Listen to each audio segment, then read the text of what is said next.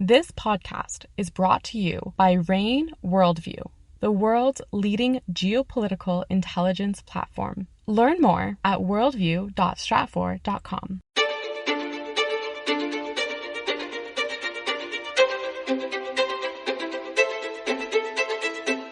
You're listening to RANE's Essential Geopolitics podcast. I'm Emily Donahue. Thanks for joining us.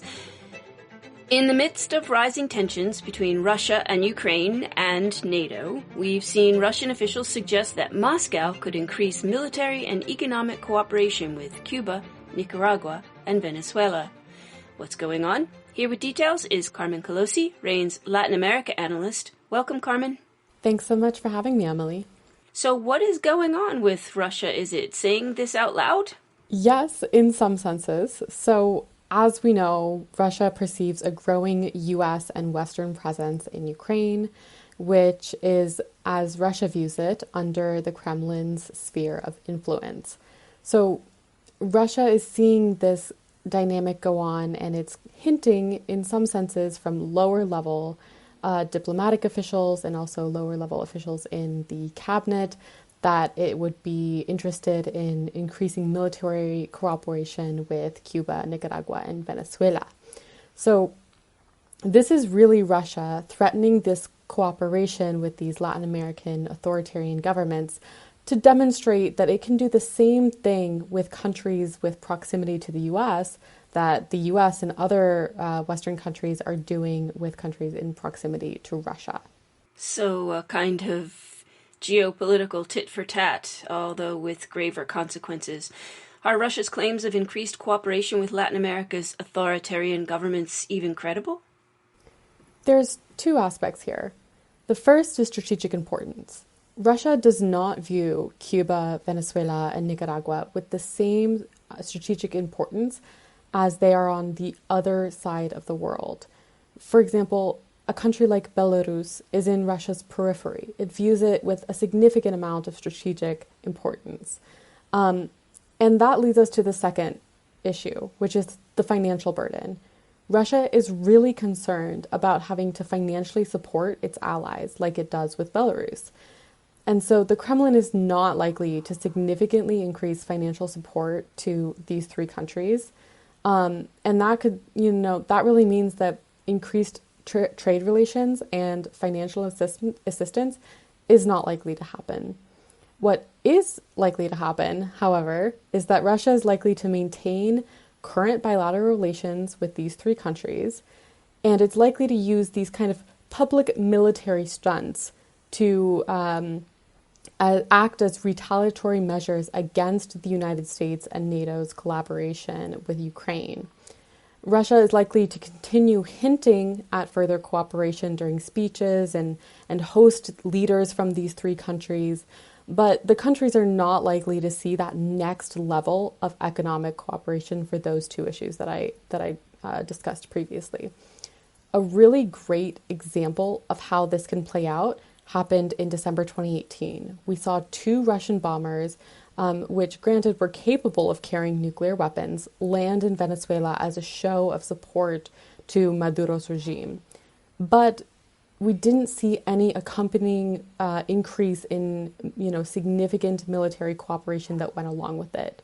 The media got their headline, but Russia didn't actually have to increase cooperation. So despite that, will Latin American governments be welcoming to a Russian relationship? In a sense, yes. The governments of Cuba, Nicaragua, and Venezuela are backed into a wall. The United States has had a 60-year trade embargo on Cuba and heavy sanctions on Venezuela's oil-driven economy. While Washington has yet to impose sanctions on Nicaragua, it has signaled that these kind of economic sanctions are all but certain to come in the near future.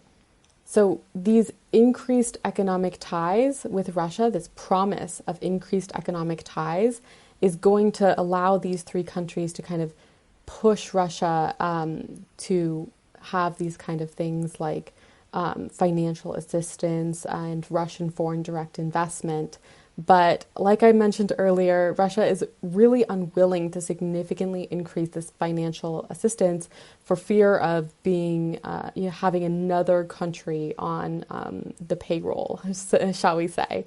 So in the absence of this financial assistance, it will really limit what these three countries are willing to do on the defense or security front. Without significant promises from Russia, Cuba, Venezuela, and Nicaragua are really unlikely to allow Russian troops to, enter their premises and kind of have boots on the ground. Because one, it's a fear that the domestic population will see it as a weakening the sovereignty of these countries, and two, it's these countries and these authoritarian governments are really afraid of continued U.S. pushback. And there would almost certainly be a U.S. response to Russian troops on the ground. Well, as you pointed out, we're speaking specifically about Cuba, Nicaragua, and Venezuela. Are there any other countries in Latin America or the Caribbean that Russia would turn to as well? So there are several. Russia has been slowly but surely increasing trade with countries from all around Latin America and the Caribbean. Brazil is a great example of that. We just saw Brazilian President Jair Bolsonaro travel to Russia and meet with Putin. And this is really coming as Brazil and Russia are trying to collaborate on things like military collaboration, specifically with Brazil's Navy, and also agricultural collaboration and increasing trade on that front. We've also seen Russia pursue a significant vaccine diplomacy campaign in the region. The star example of that is Argentina, which received 20% of its COVID-19 vaccine supply from Moscow. Argentina is currently discussing an agreement with Russia that would allow Argentine military officers to receive training in Russian military academic centers. But like I mentioned earlier, the same constraints exist for Argentina and Brazil that exist for Cuba and Venezuela. Specifically, that the strategic importance of these countries are actually significantly lower than the strategic importance of countries in Eurasia. And so that does keep the likelihood of a significant increase in collaboration quite low.